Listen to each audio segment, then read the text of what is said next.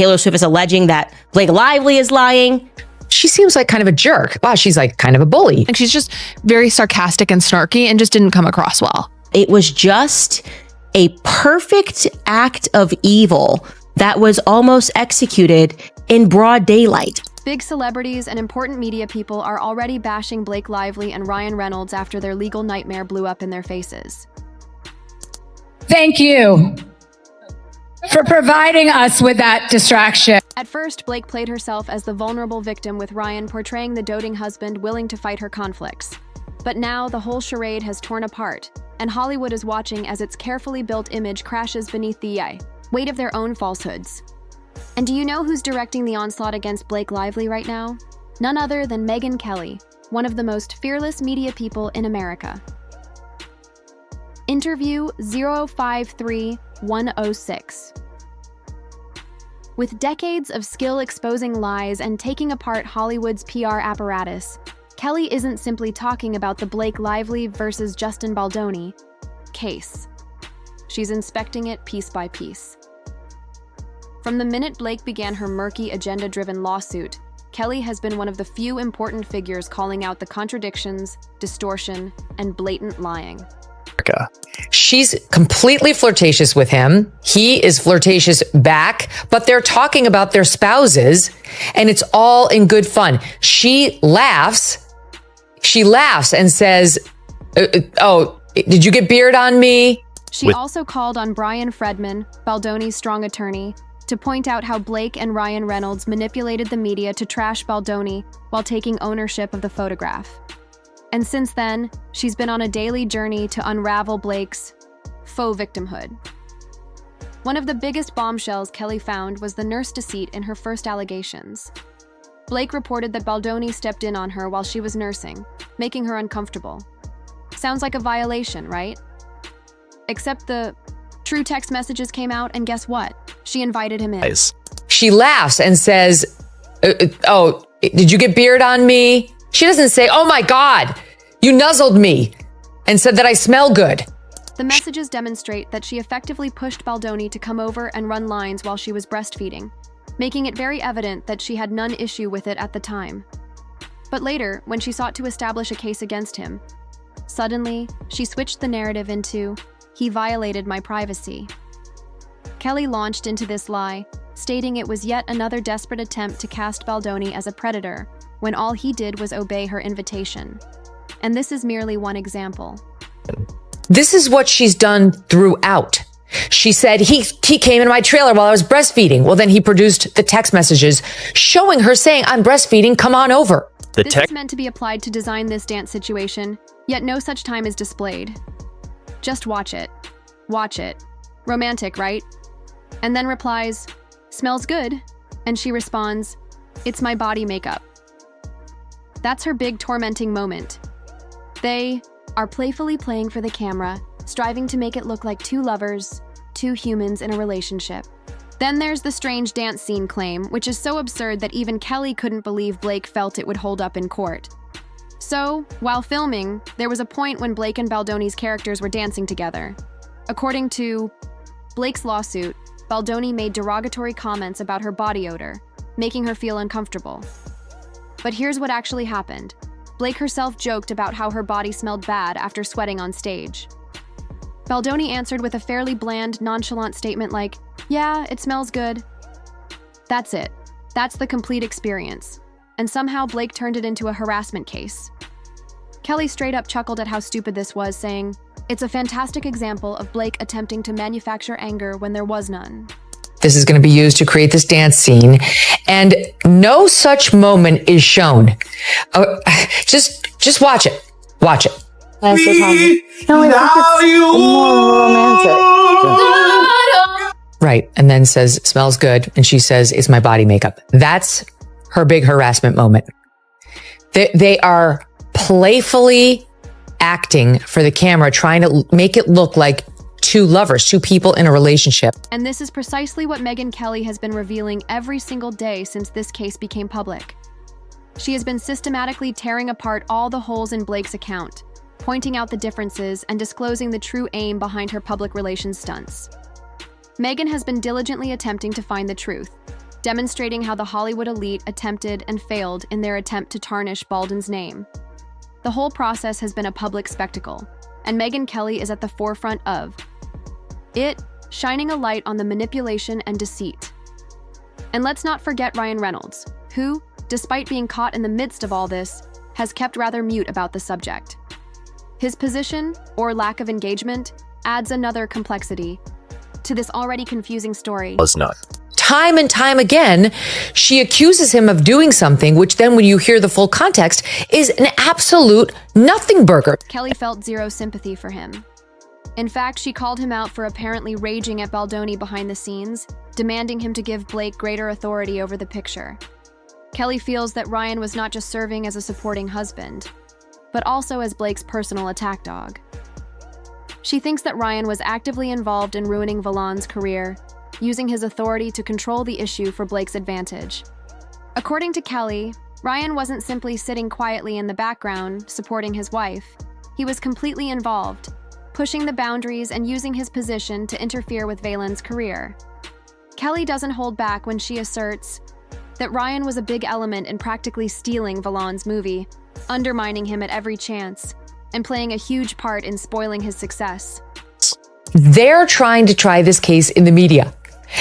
The only reason this whole thing got started before she filed the lawsuit, she just went to the California Human Rights Office, is because she clearly cooperated with the New York Times to leak the whole thing. Kelly. Further text messages, emails, and receipts continue to surface.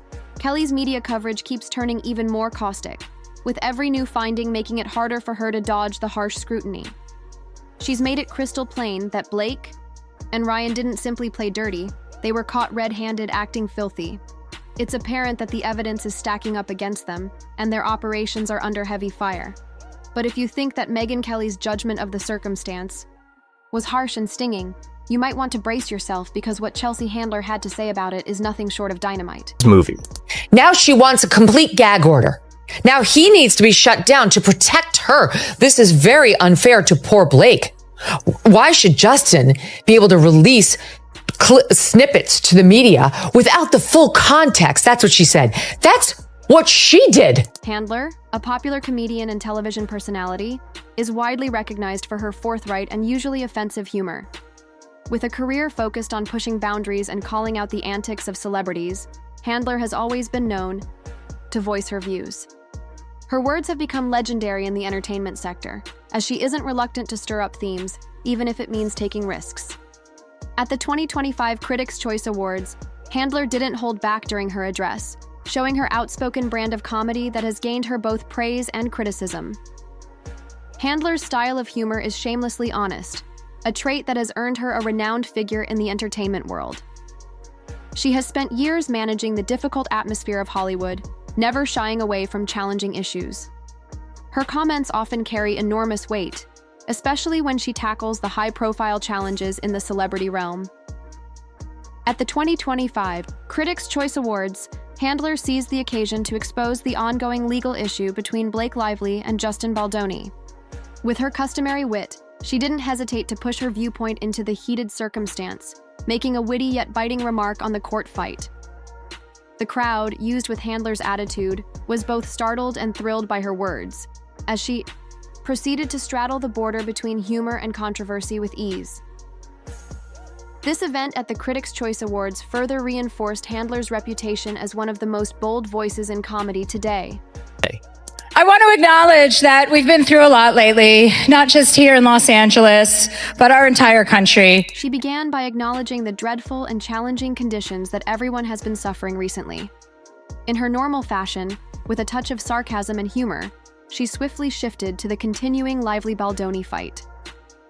She addressed the tension that had been building up, adding her own amusing comments, which provided a new flavor to the argument. The way she spoke about the topic revealed not merely the intensity of the dispute, but also her ability to manage such delicate matters with a blend of humor and incisive insights.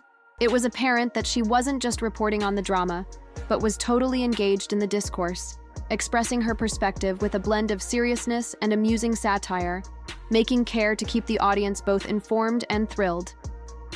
Waking up every day, not knowing what news we're going to hear that will disappoint or horrify us.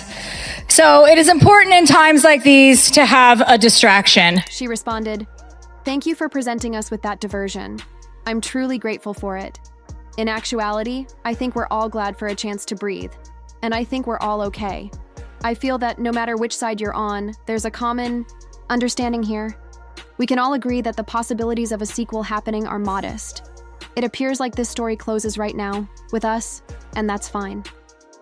Handler's statements quickly went viral, sparking a flood of reactions and intensifying the public spotlight surrounding Lively and Reynolds. Her incisive comments not only underscored the ridiculousness of the entire event, but also served as a reminder of the couple's failing image. The way they had handled the situation, and the rising number of suspicions about their integrity, further tarnished their reputation.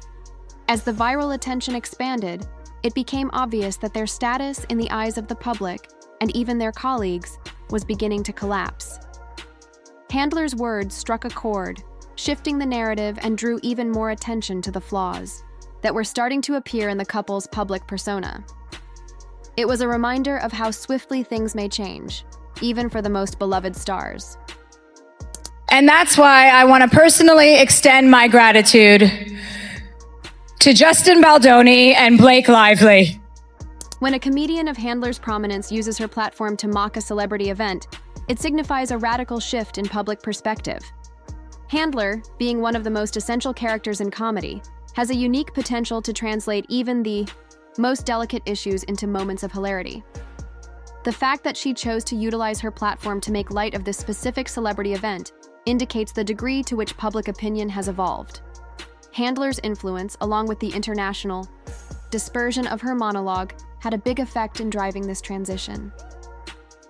As the audience responded with Handler's performance, the growing narrative that Liv and Reynolds' legal attempts were not only failing, but also backfiring became increasingly clear.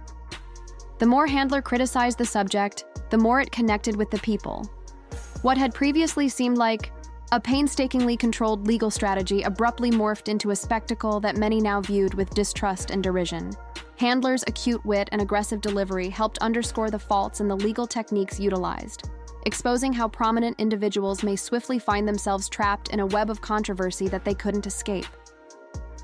In this aspect, Handler's participation in criticizing the matter didn't simply deliver comedic relief. It also added to the developing sentiment that the legal procedures were significantly backfiring, spectacularly indeed. The spotlight that Handler helped shed on the issue made it further obvious that the once calculated strategy was unraveling under public scrutiny.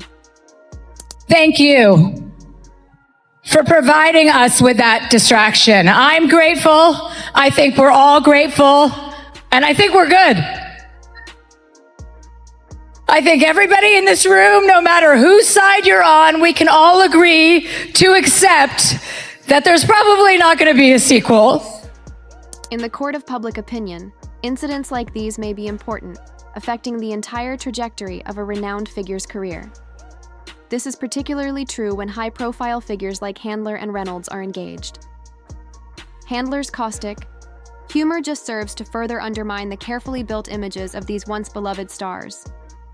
The media and public continue to perceive them as out-of-touch, rich individuals stuck in a self-inflicted calamity, and the more the drama unfolds, the harder it becomes for them to retain any feeling of normalcy.